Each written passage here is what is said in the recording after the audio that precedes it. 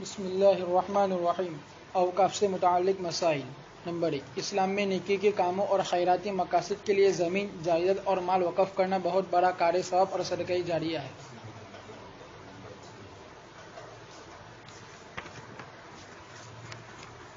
تقسیم ہند کے موقع پر ہندوستان کے بعض علاقوں یعنی خصوصاً پنجاب، ہریانہ، دہلی اور مغربی یوپی کے بعض علاقے سے بڑے پیمانے پر مسلمان پاکستان منتقل ہو گئی۔ ان علاقوں میں مسلمانوں کے مختلف نوع بڑے بڑے اوقاف یعنی مساجد، مدارس، خانقاہیں، قبرستان، سرائے وغیرہ ہیں۔ ان علاقوں میں اگر کچھ بھی مسلمان آباد ہے تو ان کی ذمہ داری ہوتی ہے کہ ان اوقاف کے تحفظ اور انہیں نفع آور بنانے کی جد و جہد کرے۔ جو آبادیاں مسلمانوں سے کلیتاً خالی ہو چکی ہے، وہاں کے اوقاف کا تحفظ وہاں کے وقف بورڈ کی ذمہ داری ہے اور قریبی مسلم آبادی کو ان کے تحفظ کی جد و جہد کرنی چاہیے۔ نمبر 7، مساجد کے علاوہ دوسرے اوقاف، وہ اوقاف جو ان مقامات میں واقع ہے جہاں پر دور دور تک مسلمانوں کی آبادی نہ ہونے کی وجہ سے ان اوقاف کو آباد کرنا اور واقف کے مقاصد کے مطابق انہیں بروئے کار لانا ناقابل عمل ہو گیا ہے اور ان اوقاف پر قبضہ غاصبانہ کا پورا خطرہ ہے، ایسے اوقاف کو فروخت کر کے دوسرے مقامات پر اسی نوع کے اوقاف قائم کرنا درج ذیل شرطوں کے ساتھ درست ہے۔ اس بات کی تحقیق کر لی گئی ہو کہ مسلمانوں کی آبادی ان مقامات سے کلیتاً ختم ہو چکی ہے اور مستقبل قریب میں وہاں مسلمانوں کے آباد ہونے کی کوئی توقع نہیں ہے۔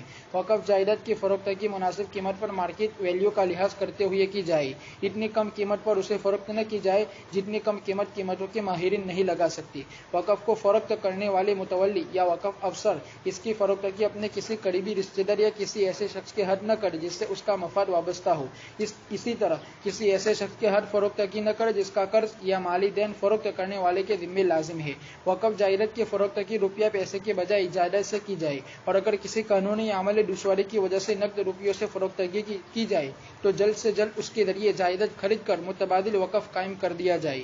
وقف کے تبادلے اور فروختگی کی اجازت شرائط استبدال کی تحقیق کر کے شرعی قاضی یا اوقاف کی ایسی شرعی کمیٹی دے جس میں مسائل اوقاف سے واقف متقی و خدا ترس علماء اور مسلمان متدین ماہرین قانون ضرور شامل ہو۔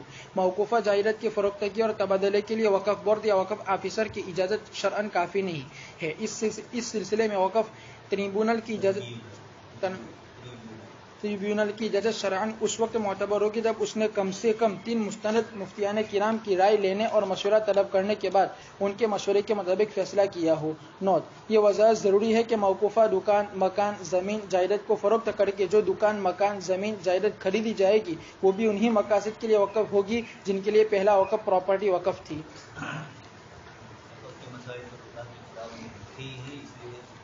یہ سیمینار جو کرنا پڑا اس کے لیے بہت ساری چیزیں پیش نظر رکھی گئی۔ وقف کی مسائل میں ایک تو یہ تھا کہ 1995 سے پہلے تک سرکاری وقف بورڈ نہیں تھا، کچھ علاقوں میں تھا، سنی وقف بورڈ کے عنوان سے یوپی وغیرہ میں تھا، ہمارے یہاں کچھ میں تھا، لیکن پھر بھی ہندوستان کے بہت سارے صوبوں میں وقف بورڈ مستقل نہیں تھا۔ حکومت نے 1995 میں بجٹ میں آ کر وقف بورڈ قائم کیا۔ اس سے پہلے کانگریس کے زمانے میں بھی مسلمانوں نے یہ تحریک اٹھائی تھی لیکن بڑی میوں نے اختلاف کیا تھا، اس لیے کہ ان کی درگاہیں دیوبندیوں کے قبضے میں جا رہی تھی، اس لیے یہ سمجھے کہ وقف بورڈ میں جو بھی ہوں گے، چونکہ سیاست میں دیوبندی آگے تھے، جمعیت علماء آگے تھی، اس لیے گجرات میں جو 1960 وغیرہ میں جب نیا گجرات صوبہ بنا اس وقت بھی یہ مسائل پیدا ہوئے، بمبئی سے الگ ہوئے تو جتیندر دیسائی کے زمانے میں ہم لوگ چھوٹے تھے 1965 کے بعد، اور کوشش کی گئی، لیکن احمد آباد میں بریلیوں کا جو گروپ تھا انہوں نے مضبوطی سے کسی طریقے سے یہ نہیں ہونے دیا، اس کے پیچھے ان کا یہی منشا تھا۔ پھر اس کے بعد جب کانگریس کی گورنمنٹ آئی اور اس سے پہلے بی جے پی کی گورنمنٹ سینٹرل میں، تو اس دور کے اندر یہ شروع ہوا۔ گجرات میں صوبائی کی تھی 1995 میں اور وقف بورڈ قائم ہو گیا۔ وقف بورڈ میں جتنے بھی ہے ہر پارٹی یہ چاہتی ہے، کانگریس کے زمانے میں کانگریس نے یہ چاہا کہ ان کی تائید والے جو مسلمان ہو، ان کی پارٹی کے ہوں، ان کو ہی رکھا جائے۔ کانگریس نے بھی یہی کیا اور بی جے پی نے بھی، اس وقت گجرات میں یہی چل رہا ہے۔ اوقاف کے اندر ان کے ہی آدمی عموماً ہوتے ہیں۔ اسی طرح وقف ٹریبیونل بورڈ قائم کیا ہے۔ اسی جگہ وقف کی زمین جائیداد کے سلسلے میں آپس میں لوگوں میں اختلاف ہو، جیسے بلوچ کی بادشاہی مسجد ہے، دیوبندیوں کا قبضہ تھا، بریلیوں نے زبردستی لے لی، اس مسجد کا بھی مسئلہ چلا، وقف بورڈ میں گئے، وہی لوگ بیٹھے ہوئے تھے، انہوں نے بدماشی کی، بورڈ سے اگرچہ جیت گئے ہم لوگ، لیکن اس کے باوجود مسجد پر قبضہ کرنا مشکل رہا، ابھی بھی نہیں ہو سکا۔ اس قسم کے بہت سارے اوقاف ہیں جن کے مسائل ہیں۔ आज से चंद साल पहले हसोद के अंदर सेमिनार था वक्फ बोर्ड का, उस वक्त भी ये मसला उठाया, लेकिन वहाँ सबके सामने नहीं उठाया, इसलिए कि जो वक्फ बोर्ड का चेयरमैन था वही विदेशी था और भी दूसरे जितने भी थे वो सब पढ़े हुए ख्याल के ही लोग ज़्यादातर थे। देवबंदी बहुत कम थे, अभी भी नहीं है। वक्त ट्रिब्यूनल बना उस वक्त भी ये गुफ्तगू की गई कि ये मसला नाजुक है, वक्फ बोर्ड में किसी को मेंबर बनाया जाए न बनाया जाए वो एक अलग मसला है, और वक्त का ट्रिब्यूनल कायम किया जाए और उसके अंदर भी अगर हम नहीं है तो जब मस्जिद का मसला बादशाही जैसा होगा तो हम लोग हार जाएंगे। इसलिए वक्त के ट्रिब्यूनल के अंदर पोरबंदर का हमदारी है, बाद में उसको निकाला गया पक्का विरोधी देवबंदियों के खिलाफ बहुत कुछ बका था, तबलीगी जमात के खिलाफ भी कोरोना के वक्त। इस किस्म के लोग हों तो यकीनी बात है कि हिस्सों से नुकसान ही होगा। ये तो गुफ्तगू थी नफ्से वक़्फ़ के सिलसिले की। हुकूमत ने इसको वक़्फ़ बोर्ड के उन्वान से कायम करके सेंट्रल गवर्नमेंट ने और सूबाई गवर्नमेंट ने जितनी भी है इनके मातहत ये चलता है, ये अपने मातहत ही अपने लोगों को जिनको ये मुनासिब समझे इनको रखते हैं। बरू शहर के एक साहब थे कांग्रेस में चश्मा वाला, उनको कहा गया कि अगर तुम बीजेपी में आ जाओ तो हम तुम्हें वक़्फ़ बोर्ड में ले लेंगे, गए भी वो और दे भी गए, जैसे पूरा नबी उनको उड़ा भी दिया। तो इस तरीके से अलग अलग जो हालात पैदा होते हैं वक्फ बोर्ड के। एक तो है कि हुकूमत का वक्फ बोर्ड हुकूमत की तरफ से कायम किया हुआ ये है अच्छी चीज़, इसलिए कि अभी 2013 के बाद जो वक्फ बोर्ड के नए कानून आए हैं उसके अंदर हल वक्त बला युवा लातुबा वला तो हम वला तो अभी 2 नंबर पर आया, भरा नहीं गया, लेकिन आपको मुफ्ती समझ कर इन छोटी चीज़ों को छोड़ दिया गया कि वक्फ का हिबा नहीं होता है। इसी तरीके से इन्होंने बेचने के सिलसिले में भी रोक दिया। इत्तेफाक ये हुआ कि गुजरात में एक साहब वक़्फ़ बोर्ड सेंट्रल की तरफ से आए और फिर उनका तबादला हो गया दिल्ली में, प्रमोशन मिला उनको।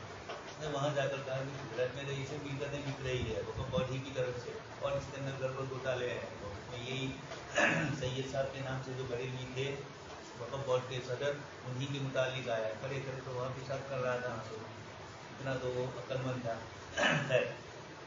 ये तो जुज़वी चीज़ें हैं। हुकूमत की तरफ से वक़्फ़ बोर्ड कायम हो गया तो अब बहुत सारे मसाइल का ताल्लुक अवकाफ से हो। जितने मदरसे मस्जिदें थी ये सब चैरिटेबल में थी 1995 से पहले। 95 के बाद जब हुकूमत ने वक़्फ़ बोर्ड कायम किया अब चैरिटी में गए हम लोग तो यही कहा कि अब आपको वही नंबर जो चैरिटी का नंबर है वही वक़्फ़ का नंबर और आपको वक़्फ़ बोर्ड ही से मुंसलिक होना है। जितने भी झगड़े आपस के चल रहे हैं पुलिस इसको लेती नहीं है, शेखपुरा का है, अनूरत का है, पहले जाना पड़ा वहाँ भी। इस किस्म के जो मसाइल आते हैं तो मुसलमान सीधा वक़्फ़ बोर्ड में ही जाता है। अच्छा, इसी तरह कुछ वो तंजीमें जिन्होंने अपने बुनियादी उसूल के अंदर दीनी बातें लिखी है वो तंजीमें भी चली गई वक़्फ़ बोर्ड के माध्यम, सिवाय वो हजरात या वो मदारिस जिन्होंने अपने आप को रजिस्ट्रेशन बी नंबर में नहीं रखा था, रजिस्ट्रेशन ए में रखा था, हिंदुओं का वो होता है, और रजिस्ट्रेशन ई होता है वो एजुकेशन का होता है। ये मुतलक आम है। अगर आप अपना रजिस्ट्रेशन करवाते हैं और आपकी जो तंजीम है आपका जो इदारा है मदरसे तो वक़्फ़ में जाएंगे, कब्रिस्तान भी वक़्फ़ में जाएंगे, मस्जिदें भी वक़्फ़ में जाएंगी, लेकिन इनके अलावा अंजुमन वगैरह अगर आपने इनका इस तरीके से रखा है कि जिसके अंदर उमूम नहीं रखा है तो ये भी वक़्फ़ बोर्ड में जाएगा, और अगर उमूम है तो वक़्फ़ बोर्ड में नहीं जाएगा, इसके बजाय उसका ताल्लुक होगा चैरिटी से। चैरिटी के कानून अलग है, वक़्फ़ बोर्ड के कानून अलग है। वक़्फ़ में थोड़ी कुछ चीज़ों के अंदर शिद्दत है, लेकिन वक़्फ़ बोर्ड हुकूमत के मातहत रहकर काम करता है।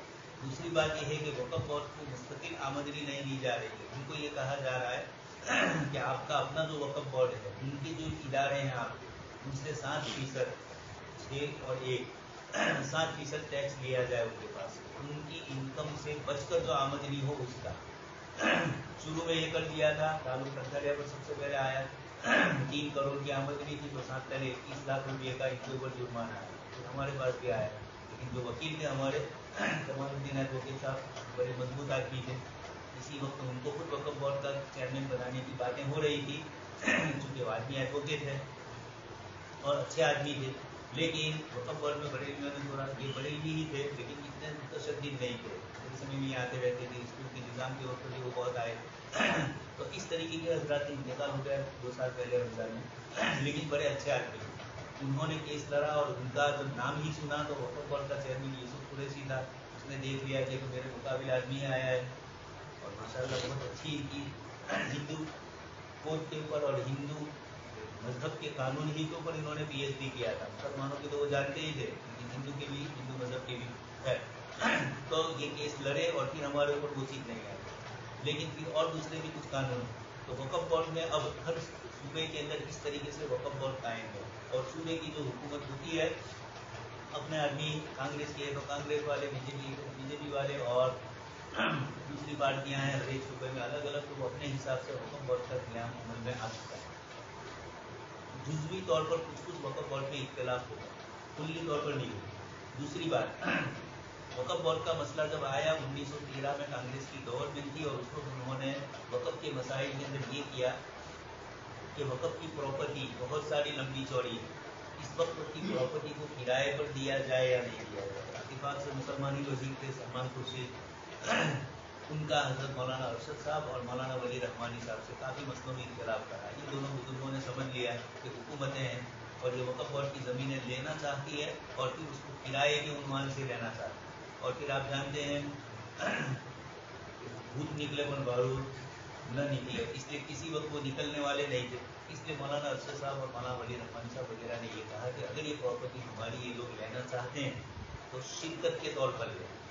ये जिस ज़मीन पर बड़े बड़े टावर बनाए, शॉपिंग सेंटर बनाए, मॉल बनाए, तो इन वक्त की प्रॉपर्टियों के मालिक हम और वो दोनों रहे, और आधा किराया हमें मिले, आधा उनको मिले, यानी आधा को वो चलाए। इस तरीके की गुफ्तगू हुई। लेकिन अब ये तो करना नहीं था। बम्बई में अनिल अंबानी का इतना बड़ा बंगला और वो सब किसके पास वाला है, तो फौजी की ज़मीन के अंदर इन्होंने ले लिया 200 करोड़ 300 करोड़ का बंगला। उस वक्त तो वक्फ बोर्ड की जिम्मेदारों को पूछा भी नहीं गया बम्बई वालों को, सीधा दिल्ली से रब्ता करके इन्होंने इस तरह कर दिया। तो इस वक्त हिंदुस्तान में जो मसले हैं औकाफ के, ये वक्फ बोर्ड से मुंसलिक हो चुके हैं। वक्फ बोर्ड में 2013 तक तो कुछ कानून में नरमी थी, लेकिन 2013 के बाद कानून में कुछ सख्ती आई है। गुजराती में और सूबों की हर ज़बान के अंदर, हिंदी में और अलग अलग जो ज़बानें हैं, इन तमाम ज़बानों में वक्फ बोर्ड के कानून लिखे हुए हैं। गुजराती में हमारे पास भी पढ़े हैं। वक्फ बोर्ड के 1913 के नए इस्लाह शुदा सुधारा वाला वो भी है, और इसके पहले की भी। अब लेकिन उनके एतबार वक्फ बोर्ड के 1913 से वो इस्लाहात हुई है। कुछ इस्लाहात वो है जो हमारे चाहने के बावजूद नहीं की गई। मौलाना अरशद साहब ने और मौलाना वली रहमानी ने बहुत कोशिश की, लेकिन सलमान खुर्शीद साहब ने बात ज़्यादा चलने नहीं दी। वो भी काफ़ी कोई हुकूमत होती है और हुकूमत के मातहत काम करते हैं। उनकी गवर्नमेंट जो है, कांग्रेस के जो उसूल और ज़ाब्ते होते हैं, मुसलमानों को उसके मातहत ही रहना पड़ता है। इसलिए कोई भी किसी पार्टी का पार्लियामेंट का मेंबर हो, वो इनफरादी नहीं होता है। वैसे जैसे सब होते नहीं, हर एक को अपनी पार्टी के ताबे रहना पड़ता है। मौलाना असरार साहब को भी इस मसले के अंदर रोक दिया गया और फिर उस मसले में आगे नहीं बढ़ने गए, और फिर बाद में बदनामी आई मौलाना की। हालांकि मौलाना से कांग्रेस थी वहाँ उस इलाके में, मौलाना को इनकी ज़रूरत नहीं थी, वो अगर न थे वो, लेकिन चक्कर में डाला। फिर बहाना करना पड़ा कि वहाँ तक नहीं पहुँच सके, ट्रैफिक बहुत था नहीं, ये कांग्रेस के बहाने सब कुछ है। मौलाना खुद भी बहुत अफसोस करते थे इस मसले पर, बाद में आए भी थे और कहा भी कि इस मसले में हमें हमारे साथ जो कुछ किया गया है ये मुनासिब नहीं था। ओवैसी साहब बहुत बोलते हैं, लेकिन वो इनको समझ नहीं पा रहे हैं कि ये ऐसा मुखलिस आदमी था कि हिंदुस्तान की तारीख में मौलाना इब्दुर रहमान सुहावी के बाद इनसे बड़ा मुखलिस कोई पार्लियामेंट में नहीं पहुँचा है। यहाँ आते थे तो अभी सीधे साधा वही लिबास के अंदर जो पहले पहनते थे, हुकूमत आने से पहले भी कोई फर्क नहीं पड़ा और बाद में भी। इसी तरीके से यहाँ वक्फ बोर्ड में ज़िमनी तौर पर अहमद साहब को लिया गया था, अहमद पटेल साहब को, खबर रुकन, वो अमूमन हाजिर नहीं होते थे, लेकिन देखा कि हिंदुस्तान के कद्दावर नेता में से गुजरात के भी बड़े हैं तो उनको रखा गया। बाकी और किसी देवबंदी को रखने में बहुत ज़्यादा कुछ इधर उधर ही करते रहते हैं। इसलिए औकाफ में बहुत सारे मसाइल में हमें परेशानी आती है जुज़वी तौर पर।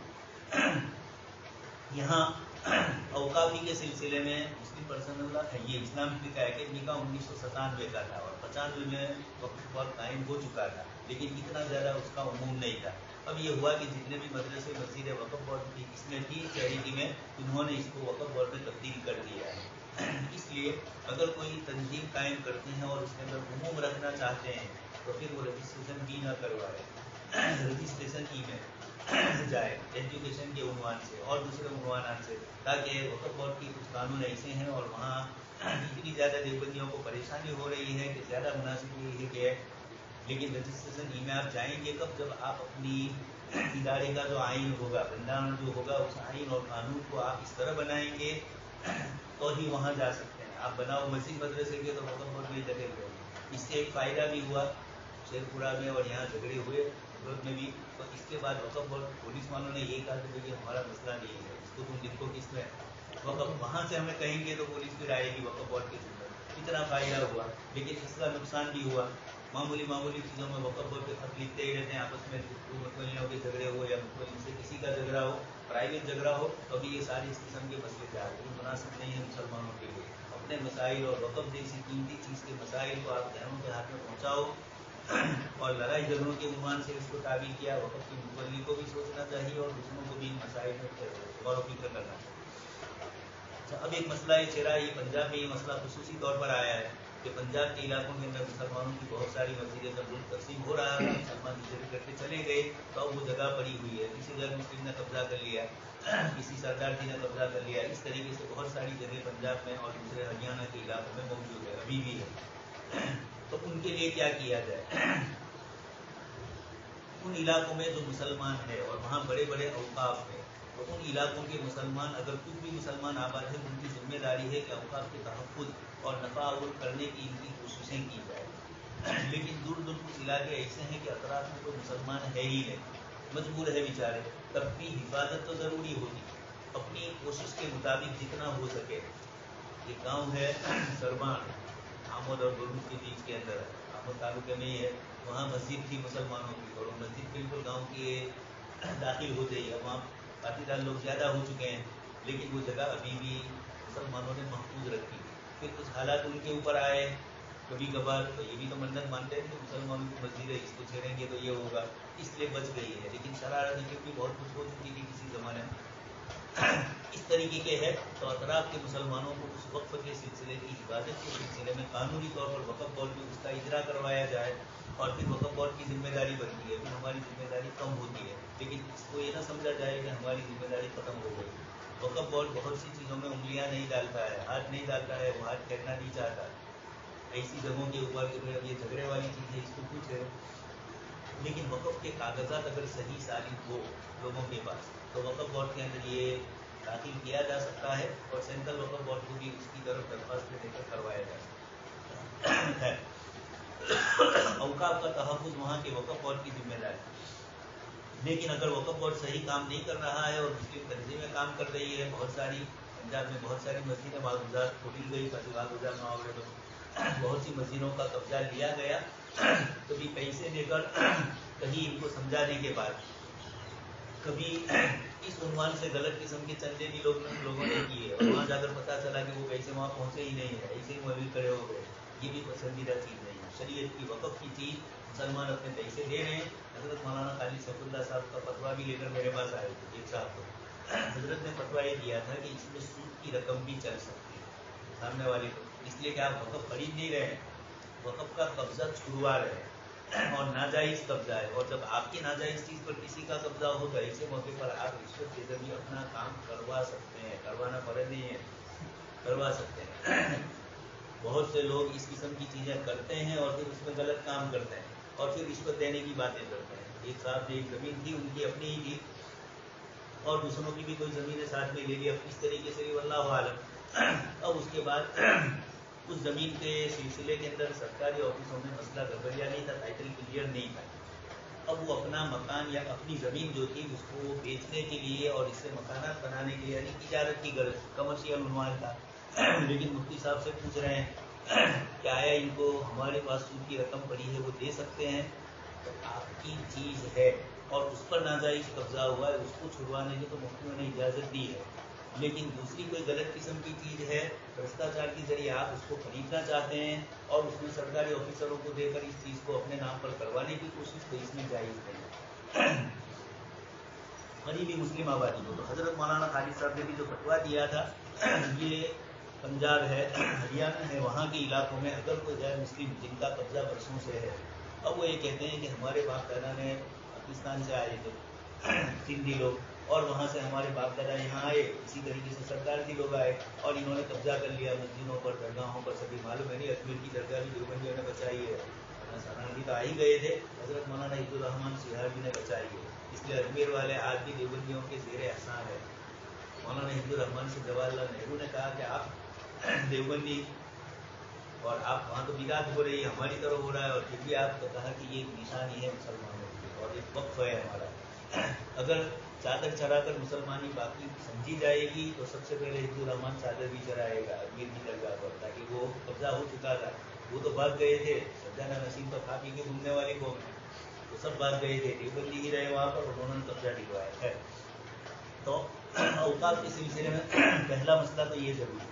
दूसरा, मसाजिद के अलावा दूसरे औकाफ की भी हिफाजत जरूरी है। गासिबाना खतरे का इम्कान है तो ऐसे मौके पर उसकी जो बाउंड्री करनी पड़ती है।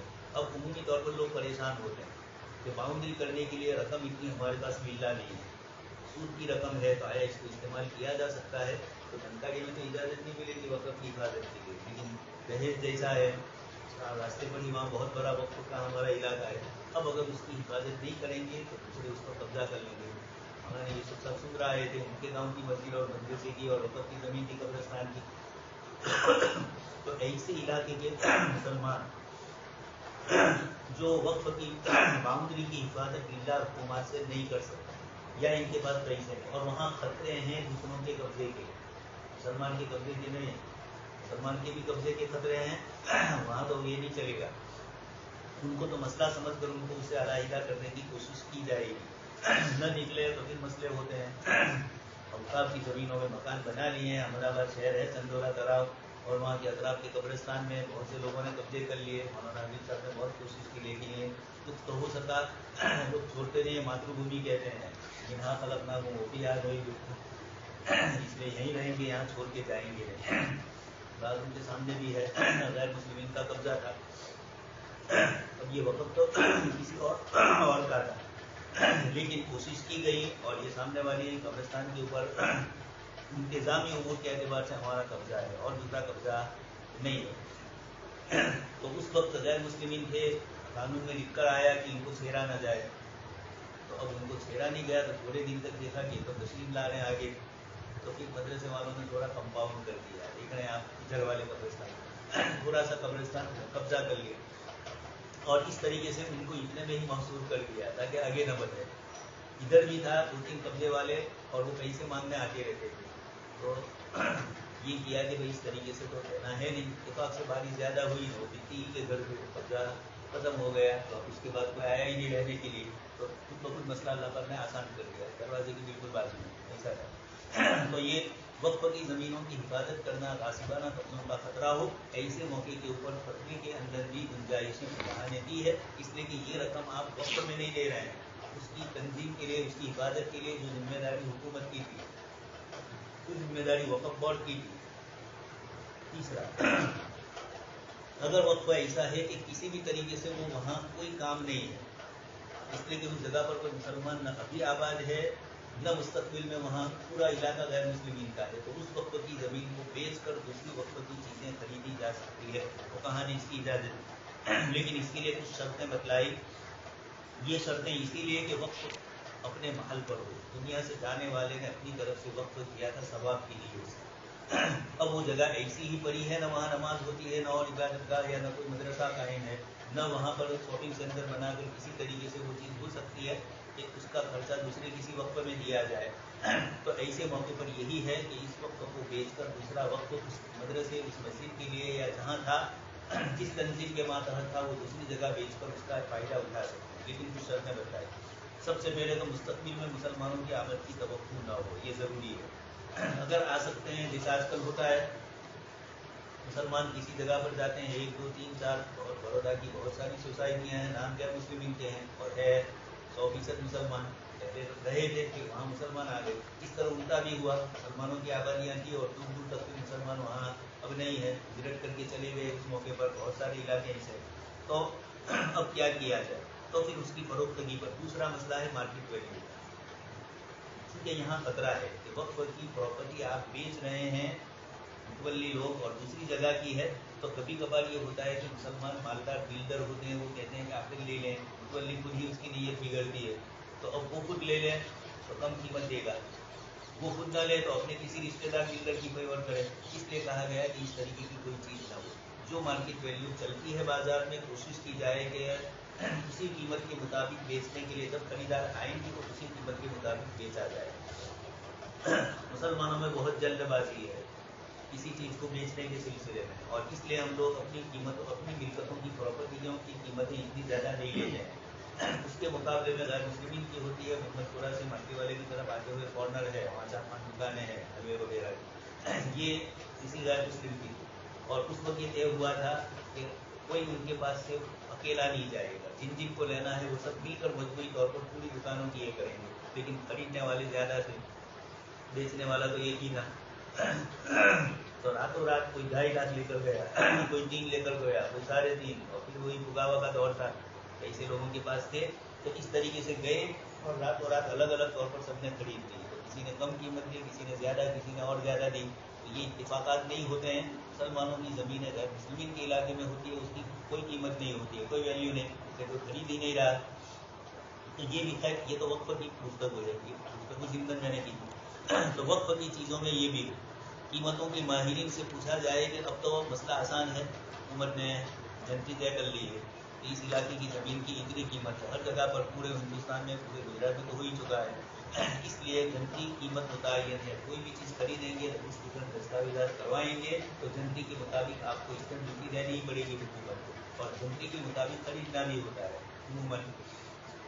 جنتی میں بھی فرق ہوتا ہے، ابھی انہوں نے دیا زمین، ابھی ریلوے بن رہا ہے اور بھی دوسرے ہائی وے بن رہے ہیں، منوبل کی قیمت اور رہی، اور بیگام کی نہیں بلک کی قیمت اور رہی، بالکل روڈ والے یہ بھی ہائی وے بھی مل رہا ہے، ان کو دیش بھی مل رہا ہے، تو اس کی قیمتیں زیادہ، اور آگے جتنے جاتے گئے جانکاریاں نے وہاں تک جانا ادھر وہاں اور قیمتیں کم تھی، اس لیے کہ وہاں ویلیو کچھ بھی نہیں کیا جاتا، وہ تو آپ کو دینا ہی پڑے گا مجبوراً، یہاں کوئی فیکٹری تو ہے نہیں، یہاں کوئی سڑکیں ہے نہیں، تو اس طریقے سے تو وقف میں بھی ایسا ہوگا کہ زمین کی جو جھنٹی ہوگی اس کے مطابق ہی خرید و فروخت کا معاملہ کیا جائے۔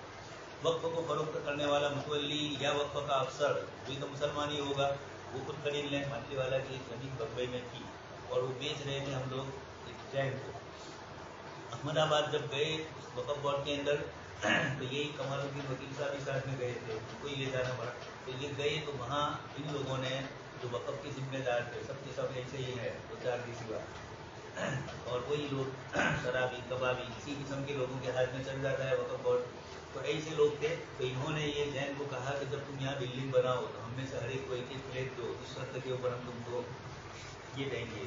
اس کے بعد وہاں سے کون آیا کہ یہ تو ایسی باتیں کر رہے ہیں، تو پھر سیدھے یہاں اقبال بھائی محمد زندہ نے ان سے بات کی، انہوں نے بہت چالاکی سے احمد آباد والوں سے بات کی، یہ کہا کہ ابھی احمد بھائی کا فون آیا ہے، احمد بھائی زندہ تھے، اقبال بھائی بھی زندہ، انہوں نے کہا کہ ماچی والا کی کوئی زمین کا مسئلہ آپ کے پاس آیا ہے اور کوئی پوچھ ہے قانونی، ایسا کر کے انہوں نے کہا کہ آئے تو ہے، اس لیے کہ احمد بھائی بھی اس کے ذمہ دار تھے وقف بورڈ کے، تو سیدھے پر گئے اور سب کچھ ختم ہو گیا، ورنہ ایک فلیٹ ہی کے لیے بمبئی کا ایک فلیٹ 5-5 کروڑ 6 کروڑ کا ہوتا ہے، اتنے فلیٹ کے لیے تیار ہو گئے لینے کے لیے، گویا کہ وہی نانی اماں کا حلوہ کی دکان ہے نا، نانی اماں کے پاتیے بڑھے جا رہے ہیں، دے دیا جائے جس کو چاہے، اس لیے وقف میں یہ بھی ہوتا ہے، اس لیے بنا ہے کہ وقف بورڈ کا آفیسر ہوگا اس کو بھی جائز نہیں ہوگا، بڑا ذمہ دار ہوگا اس کے لیے بھی جائز نہیں، پیسوں کے بجائے جائیداد سے کی جائے، ایک جائیداد ایک جگہ کی، یعنی سودا ایسا کیا جائے کہ یہ ہم دے رہے ہیں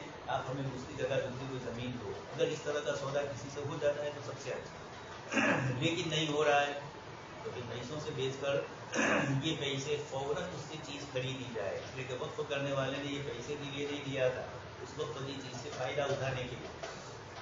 شیخ پورہ میں یہی ہوا، مسجد کی زمین تھی لیکن ایسی جگہ تھی کہ وہاں پر رفا آدمی کچھ لوگ آتے تھے اور زمین کھائی جاتی تھی، پہلے کارنر پر یہاں ہے قبرستان کے سامنے، تو مجبوراً ان لوگوں کو بیچنا پڑا، اور وہ بیچنا ہی جھگڑے کا باعث ہو گیا، پیسے آتے ہیں دارالدیوبند میں بھی پیسے نہیں تھے، وہاں تک کوئی جھگڑا نہیں تھا، پیسے آتے ہیں اور کسی بھی ٹرسٹ کے اندر لوگ آنے کی کوششیں شروع کرتے ہیں، جب وقت قرض میں ہوتا ہے، آپ عمارت بنائیں مدرسے کے لیے جائیں تو کتنے ہی چکر لگاؤ آپ کوئی آئے گا نہیں، آپ کہیں گے بھی کہ ٹرسٹی بنو تو کیوں بنے، چندے کے لیے لانے کے لیے بنے، اور جب بن گیا نا آمدنی شروع ہوئی تو لوگ سوچے تو ہوتے ہی کیا ہو جائے گا، اس لیے کہ ابھی کو اندر داخل ہو کر پیسوں کی لالچ میں ہوگی، ہم لوگ چھوٹے تھے تو کوئی سرپنچ نہیں بنتا تھا، اس لیے کہ حکومت کی طرف سے تو ملتا ہی نہیں تھا، سب مل رہا ہے تو ہر گاؤں میں سرپنچ کی لڑائیاں شروع ہو گئی، یہ سب اس طرح ہوتا ہے، اس لیے وقف کی زمین کو اگر پیسوں سے خریدا تو پھر مسئلے آتے ہیں، بیچا تو، لیکن اگر مجبوری ہوئی تو فوراً پھر اس کے بعد زمین خرید لو،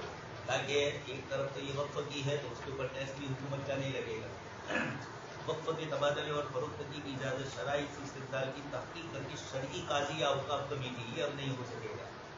इसलिए कि वक्फ बोर्ड के अंदर कोई मुफ्ती है नहीं, वली बना डोला जैसे हैं बेचारे बोले, और वो भी छोटे ऑफिसर में है, ऊपर तक तो जाते नहीं है, वो भी मार खा के आए थे पूरा इनका फारिग लड़का है। तो इस तरह की चीज़ें होती है, ये मसला नाजुक है।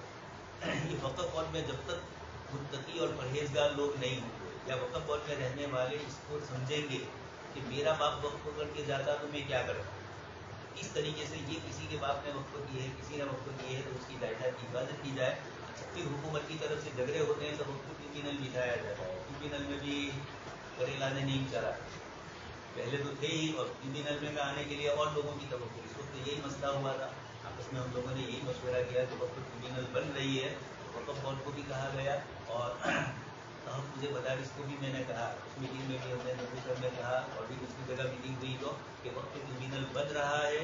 और उस वक्त हमारी गुजरात की जो वज़ीर आला थी आनंदी बहन थी, तो कम से कम उनको या उनका तक न पहुँचे तो कम से कम हाई कोर्ट का जो जज है उन तक हमारी बात पहुँचाई जाए, इसलिए कि उनके मातहत भी होता है, हाई कोर्ट के जज को भी रखा जाता है। तो वक्त ट्रिब्यूनल में हम अपने 10-15 नाम तो दे दें, एक दो तो मंजूर होकर आएंगे, लेकिन ये देवबंदियों की आदत नहीं है कि इस तरह के कामों में बढ़े, दूसरों को दे ही लेते हैं, अपनी मस्जिदें भी बनाते हैं, शानदार नफिल बढ़ेगी कब से करेंगे। यहाँ भी ऐसा ही हुआ, वक्त ट्रिब्यूनल में हमारे आदमी नहीं पहुँच सके, इसलिए यहाँ तो गुफ्तगू हमारे लिए उनके नहीं है, यहाँ तो वक्त ट्रिब्यूनल में भी ऐसे लोग जाएँ, यानी किताब और सुन्नत की रोशनी में वक्फ के फैसले होंगे। वक्फ के फैसले वक्फ बोर्ड या वक्फ बोर्ड का ट्रिब्यूनल जो होगा इनकी तरफ से नहीं होगा। हाँ, अगर किताब और सुन्नत के मुताबिक उनका फैसला है तो काबिल एतबार, लेकिन मसाइल जानते नहीं है। यही जगह जैसे मैंने अभी आपको कहा सारा मामला बेचने की तरह एक एक प्लेट ले रहे थे, ऐसे लोग वहाँ बैठे हुए हों तो ऐसों का क्या ठिकाना। इसलिए इस किस्म की चीज़ों में भी मुतदय्यिन मुफ्तियाने किराम की राय लेना, मशवरा लेना, इसलिए गोया वक्फ ट्रिब्यूनल कानून बनाया इन्होंने, लेकिन इसमें ये शर्त नहीं लगाई है, उलमा का होना ये नहीं बताया, मुफ्तियों का होना नहीं बतलाया, चाहे मुफ्ती लगा दिए गए हैं, उनसे इस्लाम में कबरुल इस्लाम नाम लेकर बैठे जाते हैं, ऐसी बरेलियों में बहुत सारे। तो इस किस्म के तो मसाइल शरिया जानते हैं, अजीब व गरीब बातें करते हैं, इसलिए ये जितनी भी चीज़ें हैं इनके मुताबिक इन्होंने फरमाया। आगे वेरान गैराबाद अवकाफ की आमदनी मकासद वाकिफ की रियायत करते हुए वक़फ़नामा में मज़कूर मद्दात पर सिर्फ सर्फ की जाए, और अगर ये मद्दात मौजूद न हो तो उनसे करीब तरीन मद्दात पर सर्फ किया जाए। मंशाए वाकिफ का लिहाज किए बगैर दीगर मसारफ पर सर्फ करना दुरुस्त न होगा। जिस आदमी ने वक़फ़ किया हो उसको वक़फ़नामे में उसने जिन जिन चीज़ों के लिए लिखा हो कि मस्जिद के लिए, मदरसे के लिए, इस तरह की जो चीज़ें लिखी हुई हो, ऐसी चीज़ों की आप सुन चुके हैं कि वाकिफ का ये जुमला शर्त के दर्जे में, इसलिए वक़फ़ करने वाला शर्त रख रहा है वो, इसलिए उसकी उन चीज़ों का एतबार करके वक्फ की प्रॉपर्टियों को मदरसा है तो मदरसे ही में रखा जाए, मस्जिद है तो मस्जिद ही में, और इसी तरह दूसरे कार्य खैर में जो भी इन्होंने नीयत की हो उनकी चीज़ों में रखा जाए, उन्हीं मकासद के लिए उन चीज़ों को इस्तेमाल करना ज़रूरी है। इसलिए जो वैरान और गैर आबाद अवकाफ है, लेकिन जिस वक्त वो आबाद थे उस वक्त उसकी जो नीयत थी उसके कागजात मिल जाएँ तो उन कागजात के मुताबिक, और अगर वो नहीं मिलते हैं तो उसी में समझ तो रहे मस्जिद बनाई थी तो किसके लिए होगा, दूसरी जगह मस्जिद बनाई जाएगी, मदरसा है तो दूसरी जगह मदरसा है, कुआं खुदा है तो दूसरी जगह वो बेच दिया आपने वक़फ़ का। अगर वैरान गैर आबाद अवकाफ फरोख्त करने पड़े तो उनका मुतबादिल वक़फ़ कायम करना जरूरी होगा। खरीद लिया जाए दूसरी जमीन और दूसरा वक़फ़ कायम करके कोई चीज़ खरीद ली जाए, पैसे न रखे जाए, झगड़े उसी में है। मस्जिद पर वक़फ़ ज़ायद अराज़ी जिनकी न मस्जिद को फिलहाल ज़रूरत है और न आइंदा ज़रूरत पेश आने की उम्मीद है, उन अराज़ी पर दीनी तालीम का मदरसा या मकतब कायम करना दर्जे दल सूरतों में दुरुस्त होगा। अब एक तो है कि वक़फ़ के वो मसाइल जो कुरान में कहानी दिए हैं, फतावा आलमगीरी शामी वगैरह में जो, और कुछ मखसूस हिंदुस्तान के हालात के पेश नज़र खास करके आज़ादी के बाद के हिंदुस्तान के हालात, और इसी तरीके से इस वक्त के हालात, इनको मद्देनज़र रखकर उलमाए किराम ने कुछ चीज़ें जिक्र फरमाई, लेकिन ये शर्तों के साथ होगी, मुतलक नहीं है। मस्जिद और मदरसे, ईदगाह, इनके अतराफ़ के अंदर बहुत सारी ज़मीनें खुली पड़ी हुई होती है जो मस्जिदों ही की होती है। वक़्फ़ की किसी ज़माने में शाही वक़्फ़ करते थे तो लंबी चौड़ी ज़मीन, ईदगाह की ज़मीन आगे तक थी, लेकिन बिदअती मुसल्लियों ने कोई इसकी परवाह नहीं की तो वो ज़मीन भी हार गए, ईदगाह के बगीचे से ईदगाह शुरू हो रही है, वरना आगे का जो खुला हिस्सा था बड़ीलों का कब्जा है, आगे का खुला हिस्सा है उस हिस्से का भी मालिक वही था। अतराफ़ का कब्रिस्तान भी सारे इसी किस्म के हैं। عیدگاہ تو شہر کے بالکل آخر میں ہوتی ہے. آپ متن بادشاہوں کے دور میں تو یہ سب سے آخر میں تھی. اتنی بات میں جتنی بھی چیزیں تھیں یہ سب قبرستانی عمومی طور پر ہے, لیکن لوگوں نے مکانات بنا لیے. پھر کسی نے خریدا قبرستان کی زمین کو وایا کر کے, اس کو بیچارے کو پتہ نہیں ہے, وہ تو یہ سمجھا کہ وقف کی نہیں ہے, تو اس کا مسئلہ دوسرا ہے. اور ایک یہ کہ سیدھی ہی وقف کی زمینوں پر قبرستانوں میں ہی قبضے کر لیے جاتے ہیں, یہ مناسب نہیں ہے. اس لیے وقف کی زمین اگر وہ خالی زمین پڑی ہوئی ہے اور اس سے اس وقت بھی کوئی فائدہ نہیں, مستقبل میں بھی کوئی مسجد بڑھے گی, آبادی بڑھے گی تو مسجد کو بنانا پڑے گا. اس طریقے کی چیز ہے, مدرسہ ہے, اس کو آگے بڑھانا پڑے گا. اور ایک یہ ہے کہ کوئی اس طرح کی نہیں ہے, یہ عموماً ہوتا ہے لمبی لمبی زمینیں. باقی مچھلی کا دیکھ لیا آپ نے, کتنے ایکڑ زمین ہے, اتنی سب بادشاہوں نے وقف کی تھی, تو اتنی لمبی زمینوں پر یہ چیزیں ہوتی ہے. اگر آپ کی زمینیں خالی پڑی ہوئی ہے, اب اگر کوئی کام اس سے نہیں ہو رہا ہے اور کوئی فائدہ نہیں, تو ایسے موقع کے اوپر مکتب قائم کرنا درجے ذیل صورتوں میں درست. یہ تو وقف کی بات ہو رہی ہے. اور ایک یہ ہے کہ کسی نے مدرسے میں زمین دی, وقف دی یا چندے سے رقم آئی, دونوں کے شروع میں تو مسائل الگ الگ, اور پھر جب اس پر قبضہ ہو گیا تو وہ وقف کے حکم میں بھی ہو جاتا ہے. اس لیے اوقاف کی چیزیں الگ ہوتی ہے اور چندے کی چیزیں, جو جگہ پہلے سے وقف جیسے ادارہ ہے جو پہلے سے, لیکن جو رقمیں آ رہی, اب جب تک اس کو کسی جگہ لگایا نہیں, وہاں تک تو یہ چندے ہی کی رقم سمجھی جاتی ہے, اس کو وقف کا حکم اس کا نہیں ہے. لیکن پھر جب استعمالات ہو گئے اور کوئی چیز بن گئی, اب وہ وقف کے حکم میں فقہا نے بدلا دیا. اس لیے ہمارے زمانے میں الگ ہے. پہلے یہ تھا کہ اوقاف لوگ کرتے تھے, اب وقف نہیں کرتے ہیں, چندہ پیسہ دے دیتے ہیں. زمین وقف کرنا یہ عموماً ہوتا نہیں ہے, پہلے یہ سب کچھ ہوتا تھا. اس لیے وہاں زمین اور جائیداد کی شکل میں عموماً چیزیں ہوتی ہیں, اور اب پیسوں کی شکل میں چیزیں آنے لگی ہیں. مسجد آباد نہ ہو اور مدرسہ یا مکتب قائم ہونے میں مسجد کے آباد ہونے کی امید ہو. ایک تو یہ کہ مسجد وہاں نہیں ہے, آباد نہیں ہے, اب یہ امید کر کے ہم بنا رہے ہیں مدرسے کی وجہ سے لوگ نماز کے لیے بھی آئیں گے, نئی نسل بڑھے گی تو مسجد آئے گی. مسجد پر موقوف زائد اراضی پر قبضہ غاصبانہ کا شدید خطرہ ہے اور دینی مدرسہ یا مکتب قائم ہونے کی صورت میں قبضہ کا خطرہ ٹل جائے گا. ایسا بھی کبھی ہے, لوگوں کی نیتیں بدل رہی ہے, زمین اطراف میں ایسی ہے, غیروں کی اپنوں کی جلدی بدلتی ہے. تو تھوڑا گھبرانا بھی ہے کہ مسجد ہے, لیکن مسلمان نہیں ڈرتا ہے مسجد پر قبضے کرنے سے. اس لیے ایسا خطرہ ہے کسی بھی طرح کا سڑک کے اوپر ہے, اور ایسے مقامات کے اوپر ہے کہ جہاں دشمنوں کی للچائی ہوئی نظریں اس پر ہوتی ہے. جس آبادی یا محلے میں مسجد واقع ہے وہاں مسلمان بچوں کے لیے کوئی دینی مدرسہ یا مکتب قائم کرنے کے لیے کوئی مستقل بندوبست بھی نہ ہو تو مسجد پر وقف زائد اراضی میں دینی مدرسہ یا مکتب قائم کیا جا سکتا ہے, لیکن اس کے لیے مسجد کے متولی یا منتظمہ کمیٹی سے اجازت لے لی جائے. بہتر یہ ہے کہ خود مسجد کی کمیٹی ہی اس مکتب یا مدرسہ کا بندوبست کرے. مسجد کمیٹی رکھے گی تو انہی کا ہوگا, دوسرا رکھے گا تو چاہے بھی کرائے پر ہے, زمین کرائے پر لیتے ہیں, ہوشیاری کرتے ہیں. یہی تو تھا مولانا ارشد صاحب نے یہی فرمایا کہ تم زمین لے کر ہمیں قبضہ نہ دو بعد میں واپس.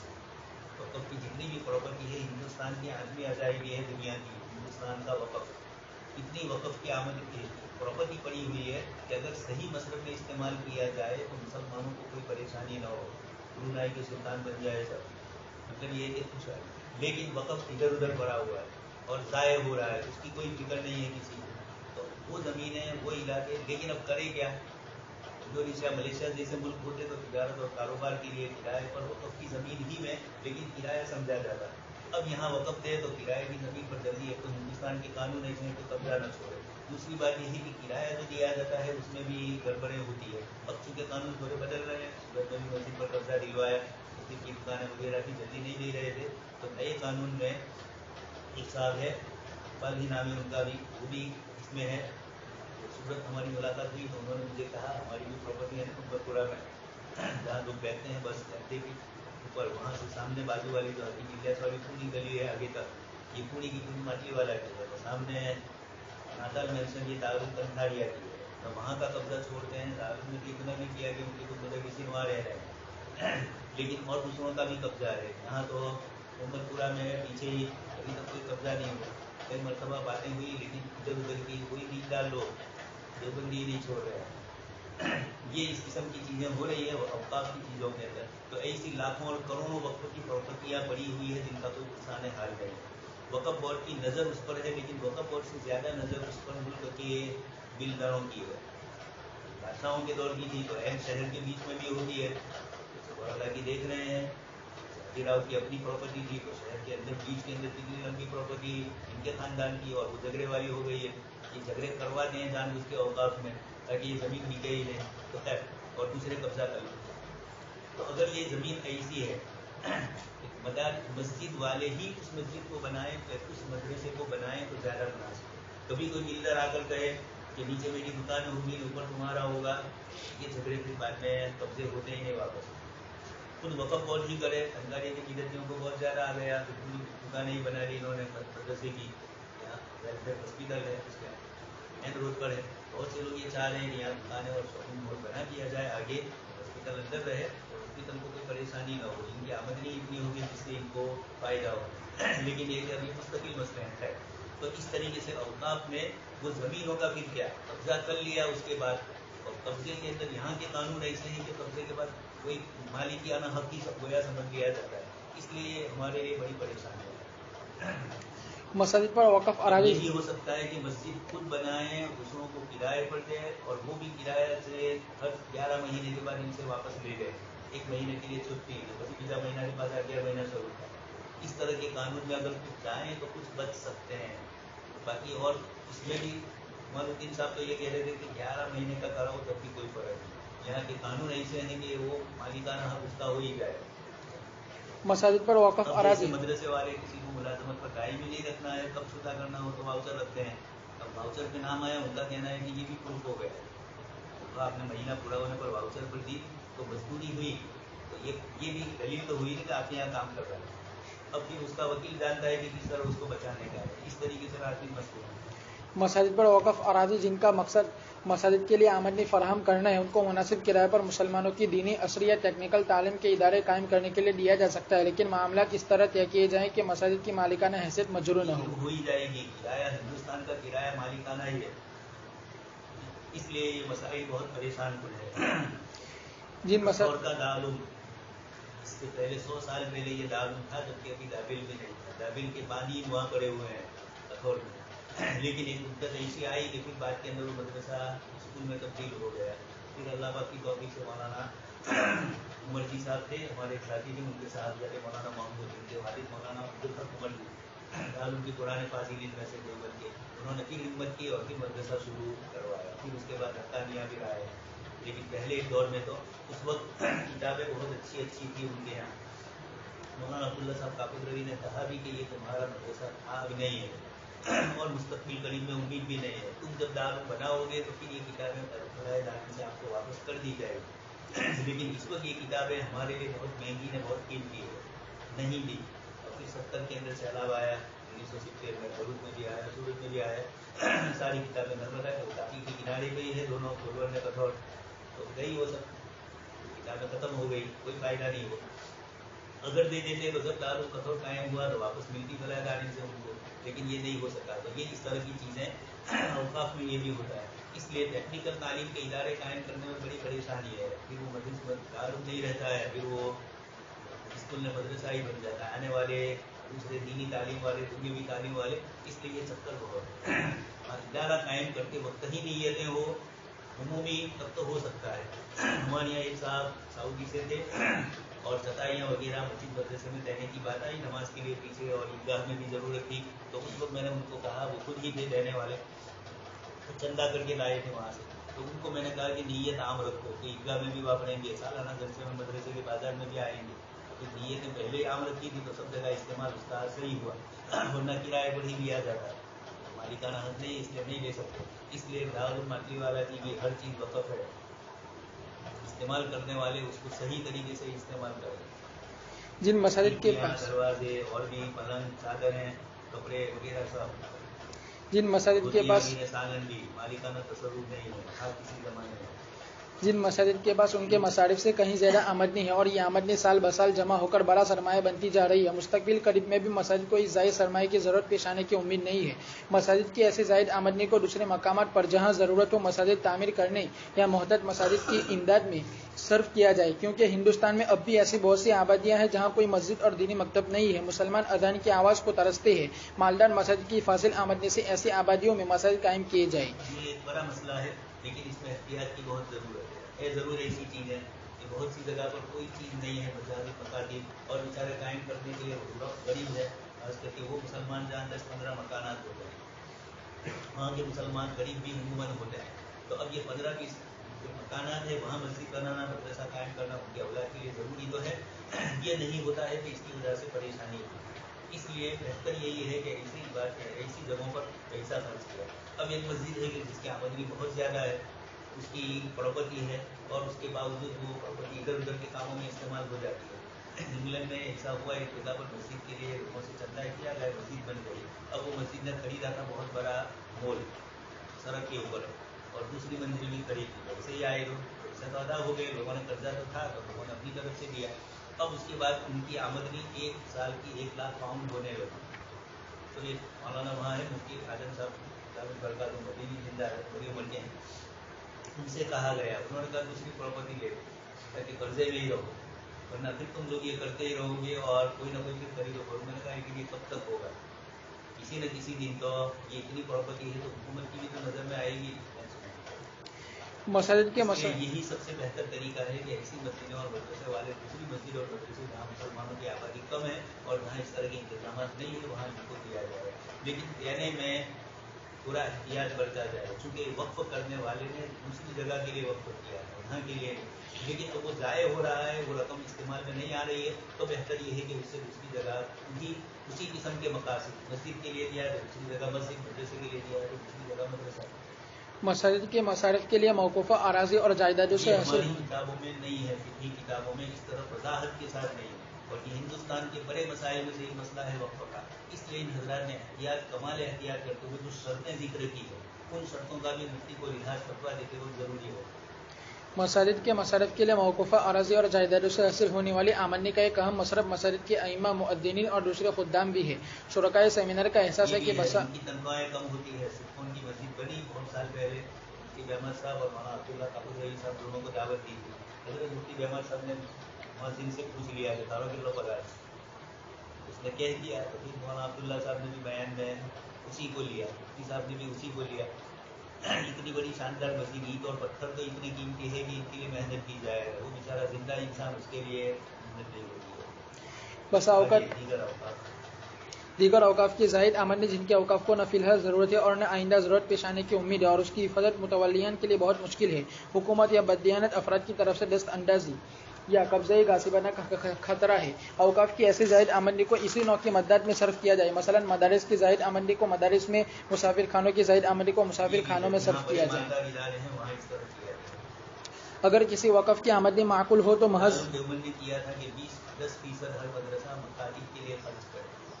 अल्हम्दुलिल्लाह हमारे तो 12% हो रहे हैं, बल्कि अब तो 11% हो गए।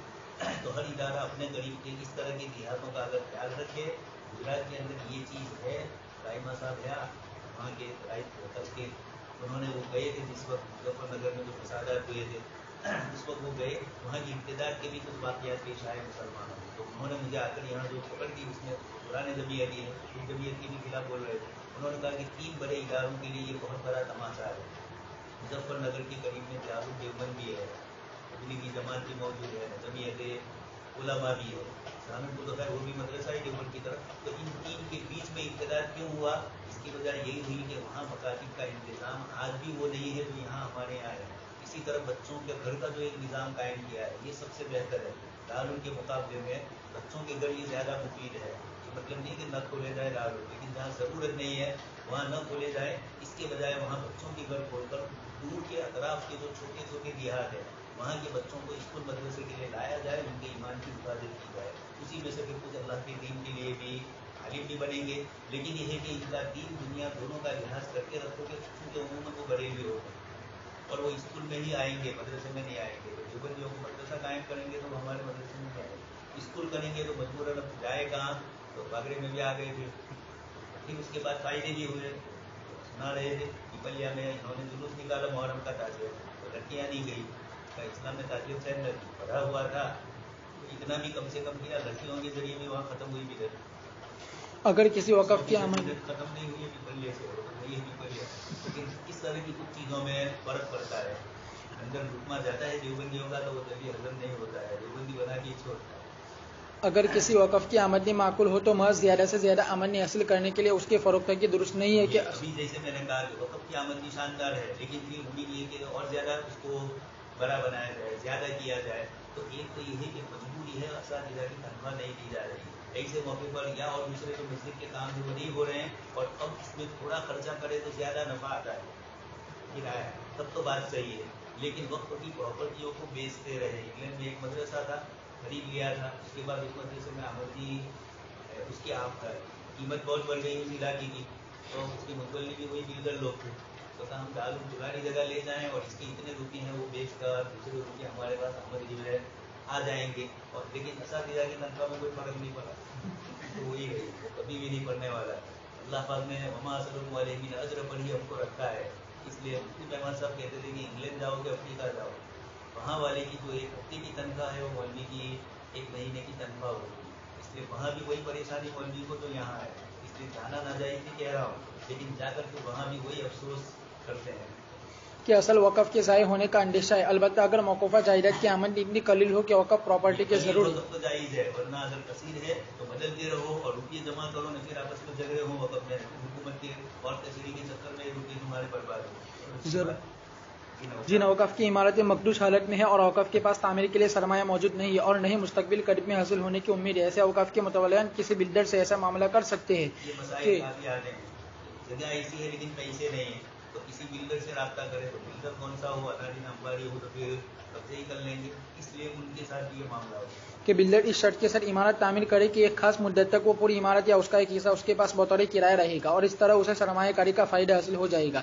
इस तरह मामला करना दुरुस्त नहीं है कि चंद मंजिला इमारत की एक मंजिल या 2 मंजिल की मिल्कियत बिल्डर की तरफ हो जाए, इसलिए उसको किराए पर दिया जाए। अब चाहे उसको पूरा किराए पर दिया, और जैसे जैसे रकम हमारे पास आती गई उसके पास से छुड़वा दी गई, और इस तरीके से पूरी बिल्डिंग उसके पास से छुड़वाई जाए। कुछ बिल्डर ऐसे होते ही हैं इतने दीनदार कि वो ऐसा करते हैं, और कुछ होते हैं कि इनकी नीयतें सही नहीं होती है। इसलिए ये मसला एक तो मतलब नहीं है। उन जगहों के लिए बहुत गौर फिक्र करके सामने वाला क्या है, ये जो करवाया कि आधी मेरी ने आधी तुम्हारी, इसलिए मैंने कहा था कि आधा किराया तुम्हारा ना आधा किराया, मिलकत तो उस वक्त की प्रॉपर्टी की ही रहेगी जिनकी है। कब्रिस्तान की हिफाजत के लिए उसके इर्द गिर्द चहार दीवारें तामीर कराने का कोई दरिया न हो। ऐसा किया जा सकता है कि उसके अतरफ में दुकानों की तामीर करा दी जाए, लेकिन दुकानों का रास्ता कब्रिस्तान के बाहर से होना चाहिए। हुआ कई जगहों पर कब्रिस्तान की जगह है, उसका खर्चा वगैरह किसी जगह नहीं हो रहा है और सड़क के ऊपर वो आ रही है और दुकानें कायम की जा सकती है। उसके लिए पेशगी किराए के तौर पर रकम लेकर दुकानों की तामीर कराई जाए। दुकानों से हासिल होने वाले आमदनी कब्रिस्तान की हिफाजत और ज़रूरियात में सर्फ की जाए, लेकिन उसका लिहाज रखा जाए कि दुकानें तामीर करने में ऐसी कब्रें मुतासिर न हो जिनकी निशानत बाकी है। माशाअल्लाह बनाए नहीं है लंबा लंबा, तो अंदर का आधा कब्रिस्तान ही ले लिया, सही नहीं होगा। जहाँ कब्रें नहीं होगी वही जगह मुनासिब होगी। हुकूमत हिंद ने मुस्लिम